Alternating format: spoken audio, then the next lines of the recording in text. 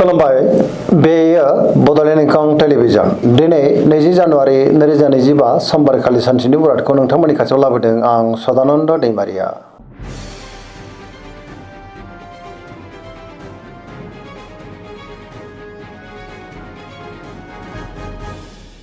सिगां फरायनो लादों मेष राशि गिबि हांखो अ ल दिनैनि साना जोबोर मोजां गोदान खामानियाव दिनै आखाइ होजेननो हागोन गोथों आरो गोग्गो साननो रोंगोन गियाननि आंखाल जानाय नङा मावनो हानाय खामानिफ्रा गोरलैयैनो मावफुंजानोबो हागौ गोसोखौ दिनै जोबोर गोजोननाय मोनगोन देहाया मोजाङैनो थागोन रांखावरियाव मोजां बेफार फालांगियावबो मोजां बहानिफ्रायबा हरखाबै मोजां खौरां मोननानै गोसोआ दिनै जोबोर खुसि जागोन सोरबा लोगोनिफ्राय थोजासे हेफाजाबबो मोननो हागौ गुबुनजों मोजां सोमोन्दो लाखिनो रोंगोन न'खराव अनलायनाय फैगोन बिमा बिफानिफ्राय अननाय आबोरखौ मोननोबो हागोन गुबुननि गोसोखौ गोरलैयैनो बोनोबो हागोन गोसोनि बोलोआबो दिनै बांनो हागौ सेंग्रा सिख्लाफ्रा जोबोर खुसि जागोन गावबा गावनि गोसोनि साननायखौ दिनै फोरमायलायनोबो हागोन।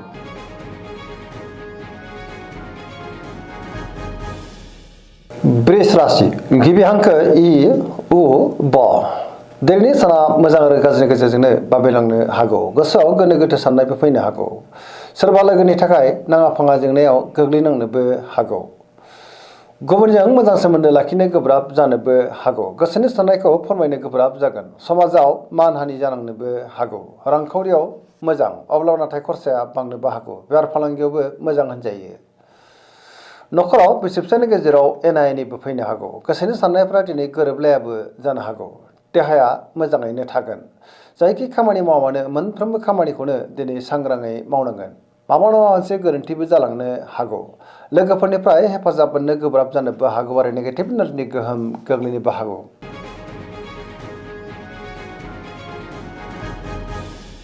मिथुन राशि गिबि हांखो क स दिनैनि साना मोजां आरो गाज्रिनि गेजेरजोंनो बाबेलांनो हागौ गोसोआव गोनो गोथो साननाय फैनोबो हागौ गावनि गोसोनि साननायखौ गुबुननो फोरमायनो गोब्राब जागोन आरो नेगेटिभ एनार्जिनि गोहोम गोग्लैनोबो हागौ समाजाव मानहानि जानांनोबो हागौ गोसोनि साननायखौ गुबुननो फोरमायनो गोब्राब जागोन देहाया दिनै बारा मोजां थानाय नङा गोबां रोखोमनि देहायारि जेंनाजों मोगा मोगि जानांनोबो हागौ गियाननिबो आंखाल जानोबो हागौ रांखावरियाव मोजां अब्लाबो नाथाय खरसाया बांनोबो हागौ बेफार फालांगियावबो मोजां होनजायो गावनि गोसोनि साननायखौ गुबुननो फोरमायनो गोब्राब जागोन मावनो हानाय खामानिफ्रा माबा नङा मोनसे हेंथा फैनोबो हागौ सोरबा लोगोनिफ्राय हेफाजाब लानांनोबो हागौ गोसोआव गोनो गोथो साननाय फैगोन आरो गावनि गोसोनि साननायखौ गुबुननो फोरमायनो गोब्राब जागोन लाइमोनफ्रा जोबोर उसुखुथु जागोन।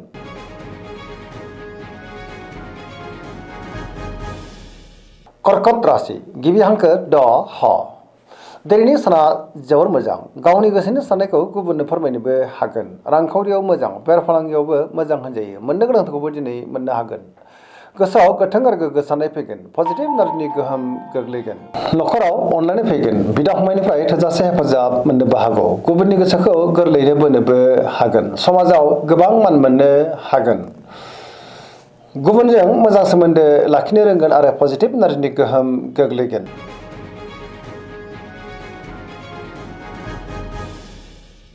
सिंह राशि गिबि हांखो म ट दिनैनि साना जोबोर मोजां गावनि गोसोनि साननायखौ गुबुननो फोरमायनोबो हागोन गोसोआव गोथों आरो गोग्गो साननाय फैगोन मावनो हानाय खामानिफ्रा गोरलैयैनो मावफुंजानोबो हागौ सोरबा लोगोनिफ्राय थोजासे हेफाजाबबो मोननो हागौ गोसोआव गोथों आरो गोग्गो साननाय फैगोन बहाबा दावबायनो एबा हान्थिनो खाबु मोननो हागौ आरो मोजाङैनो हान्थिनोबो हागोन बेफार फालांगियाव जोबोर मोजां रांखावरियाव मोजां होनजायो गोसोनि साननायखौ गुबुननो फोरमायनो हानानै गोसोआ दिनै जोबोर खुसि जानोबो हागौ न'खरावबो बिसि फिसायनि गेजेराव अनलायनाय फैगोन बिदा फंबायनिफ्राय हेफाजाबखौ मोननो हागोन देहाया दिनै मोजाङैनो थागोन गुबुननि थाखाय दिनै गोबां मोजां खामानि मावनानै होनोबो हागोन लाइमोनफ्रा गावबा गावनि गोसोनि साननायखौ दिनै फोरमायलायनो हागोन।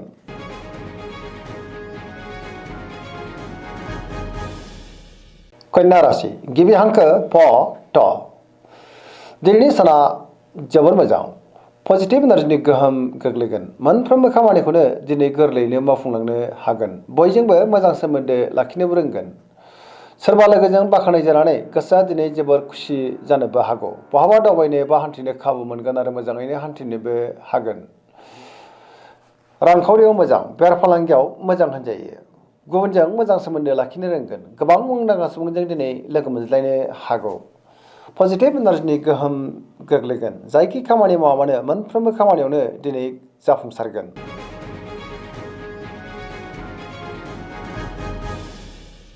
तुला राशि गिबि हांखो र ट। दिनैनि साना जोबोर मोजां। बहाबा दावबायनो एबा हान्थिनो खाबु मोननो हागौ आरो मोजाङैनो हान्थिनोबो हागोन। सोरबा लोगोनिफ्राय थोजासे हेफाजाब मोननानै गोसोआ दिनै जोबोर खुसि जागोन। गावबा गावनि गोसोनि साननायफोरखौ दिनै फोरमायलायनोबो हागोन। गोसोनि बोलोआबो दिनै बांनो हागौ। गावनि गोसोनि साननायखौ गुबुननो फोरमायनो हानानै गोसोआ जोबोर खुसि जागोन। मावनो लानाय खामानिफ्रा गोरलैयैनो मावफुंजानोबो हागौ। सिगांनि बबेबा आद्रा खामानियाबो दिनै मावफुंजानो हागौ। देहाया मोजाङैनो थागोन। रांखावरियाव मोजां। बेफार फालांगियावबो दिनै जोबोर मोजां मुलाम्फा मोननोबो हागोन।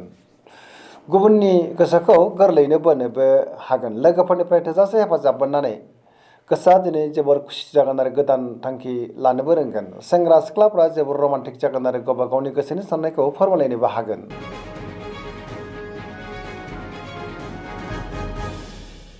वृश्चिक राशि गिबि हांखो न स। दिनैनि साना जोबोर मोजां। गोसोनि साननायफोरखौ गुबुननो फोरमायनोबो हागोन। बयजोंबो गोरोबनो रोंगोन। गोबां मोजां खाबुबो दिनै मोननो हागौ। पजिटिभ एनार्जिनि गोहोम गोग्लैगोन। गोसोआव गोथों आरो गोग्गो साननाय फैगोन। समाजाव लोगो लेवा बांनोबो हागौ। मावनो लानाय खामानिफ्रा दिनै गोरलैयैनो मावफुंजागोन। गुबुननिफ्राय थोजासे हेफाजाब मोननोबो हागौ।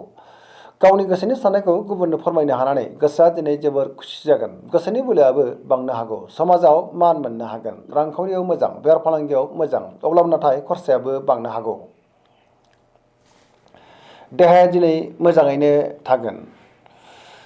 फरायसाफ्रा फरायनायाव गोसो दुंखांगोन आरो मोजां फिथाइ मोनगोन। लाइमोनफ्रा जोबोर रमान्टिक जागोन। गावबा गावनि गोसोनि साननायखौ दिनै फोरमायलायनोबो हागोन।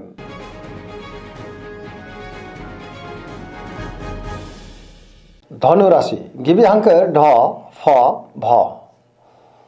दिनैनि साना जोबोर मोजां। गोसोखौ जोबोर गोजोननाय मोनगोन। बहाबा दावबायनो एबा हान्थिनो खाबु मोननो हागौ आरो मोजाङैनो हान्थिनोबो हागोन। गोसोनि बोलोआ दिनै बांगोन। गावनि गोसोनि साननायखौ गुबुननो फोरमायनो हागोन। मोनफ्रोमबो खामानिखौनो गोरलैयैनो मावफुंलांनो हागोन। सिगांनि बबेबा आद्रा खामानियाबो दिनै मावफुंजानायाव गोसोआ दिनै जोबोर गोजोनगोन। गोसोनि साननायफ्रा मोगथाङाव जाफुंनोबो हागौ। समाजाव मान मोनगोन। देहाया दिनै मोजाङैनो थागोन। बहानिफ्रायबा हरखाबै मोजां खौरांबो फैनो हागौ आरो पजिटिभ एनार्जिनि गोहोम गोग्लैगोन।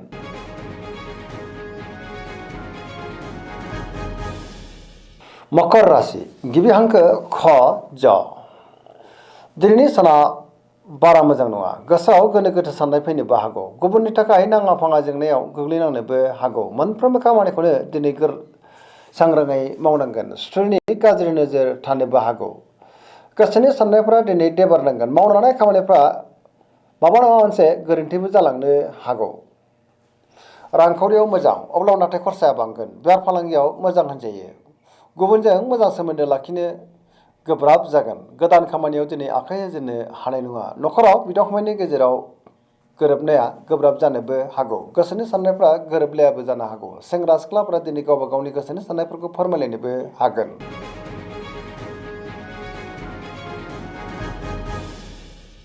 कुम्भ राशि गिबि हांखो ग स।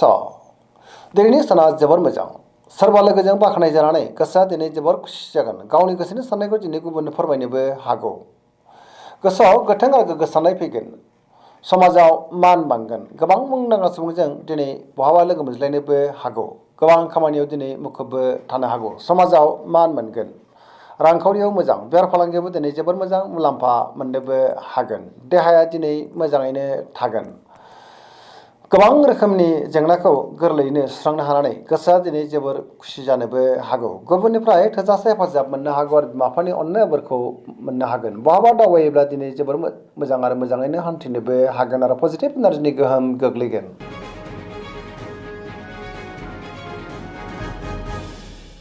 मीन राशि गिबि हांखो ड स। दिनैनि साना मोजां आरो गाज्रिनि गेजेरजोंनो बाबेनलांनो हागौ। गोसोआव गोनो गोथो साननायबो फैनो हागौ। गावनि गोसोनि साननायखौ दिनै गुबुननो फोरमायनो गोब्राब जागोन। माबा नङा मोनसे हेंथाबो फैनो हागौ। नेगेटिभ एनार्जिनि गोहोमबो गोग्लैनो हागौ। गोसोनि बोलोआ लोरबां जागोन। देहाया दिनै मोजाङैनो थागोन। अब्लाबो नाथाय जानाय लोंनायाव सांग्रां जानांगोन। रांखावरियाव बारा मोजां नङा। नाङा फाङा खरसाया बांनोबो हागौ। आयनिख्रुइ खरसायासो दिनै बांसिनबो जानो हागौ। सोरजोंबा रायखोमा जानोबो हागौ। लाइमोनफोरनि गोसोआ दिनै जोबोर आला खाला जागोन आरो गावबा गावनि गोसोनि साननायखौ दिनै फोरमायलायनो गोब्राब जानोबो हागौ। नेगेटिभ एनार्जिनि गोहोम गोग्लैगोन। धोरोमारि बिथिङाव नाथाय गोसो दुंखांनो हागौ। दिनैनि राशि फरायनाय एसेनोसै। जोबनायाव बेखौनो खावलायो जाहाथे नोंथांमोना सानफ्रामबो जोंनि बे बड'लेण्ड इंखं टेलिभिजनखौ नायबाय थायो आरो साबस्क्राइब खालामो, लोगोसे लाइक खालामो आरो शेयार खालामो। एसेनोसै, गोजोन्थों।